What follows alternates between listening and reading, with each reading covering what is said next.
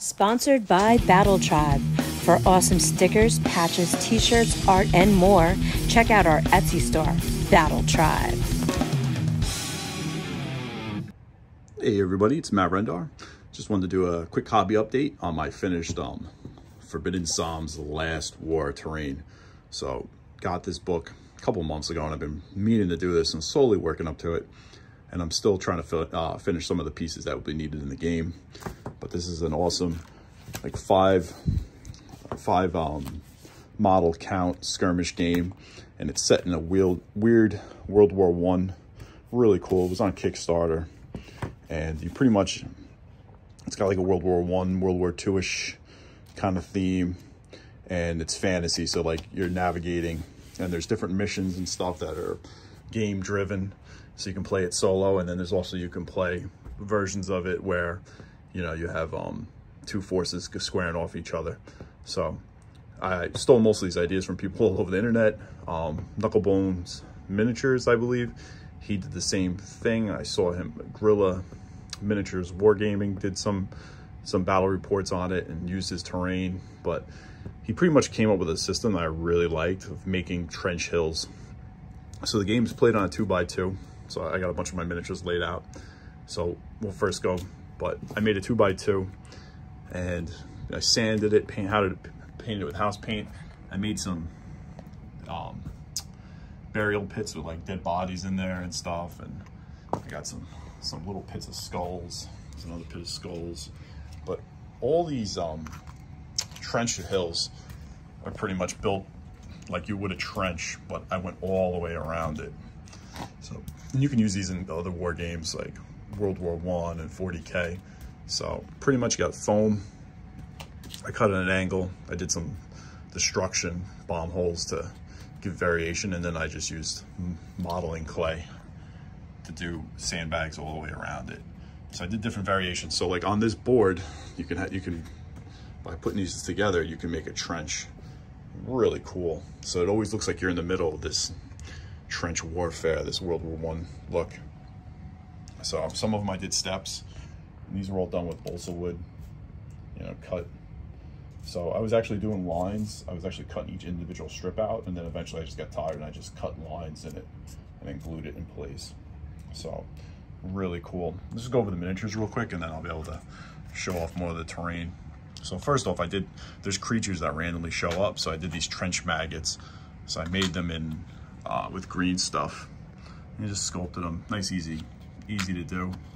Used a model sculpting knife. Gave them like little mandible fangs and painted them in those really gross colors. And then when I was done painting and dry brushing it, I hit it with a gloss to give it that wet, gross.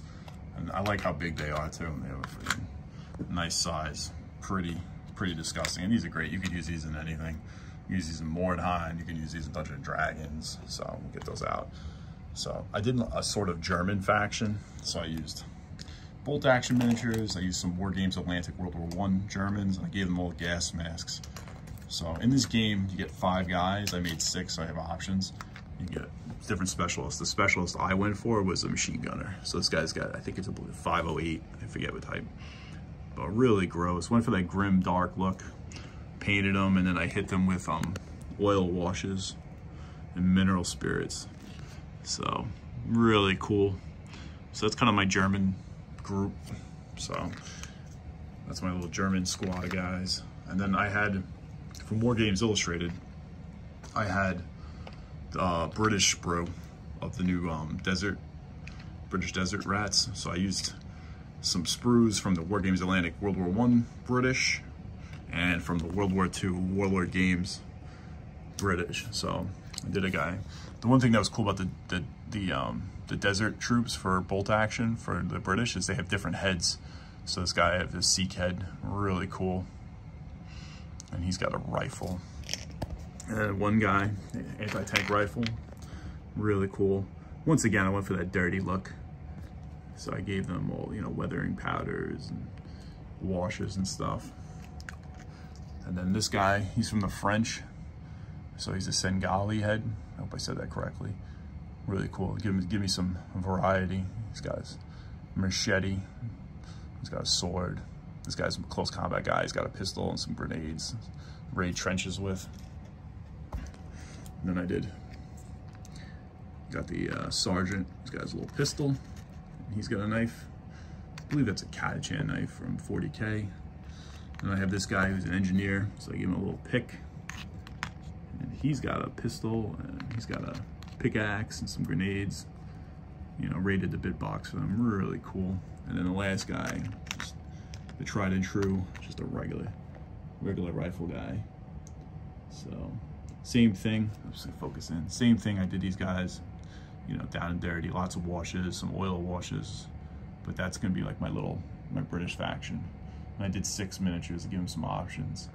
So anti-tank rifle sniper guys, pretty badass. So, but once again, they really, when you get down into the terrain, gives you a really cool look. So I'm looking forward to using these guys. So pop these off. So anyway, they go back to the terrain.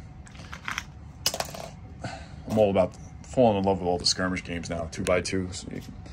So here's the board without the trenches on it. The trench hills, we'll call them, like this. So I had some molds from what's that game called? Song of Ice and Fire from CMON. So I molded some of the corpse piles, and I just used the dead bodies everywhere.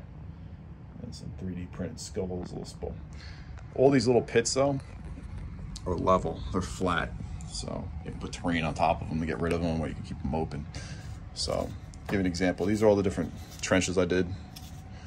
So like this one's a cool one. This one's got like a step hill. And these are great. You could use these for earthworks on anything really. This one I did like a pile of sandbags. And it's built up on the side there.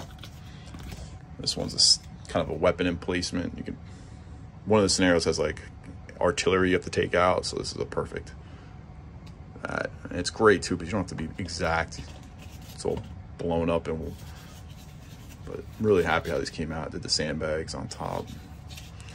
Little footstep. Here's another longer footstep one.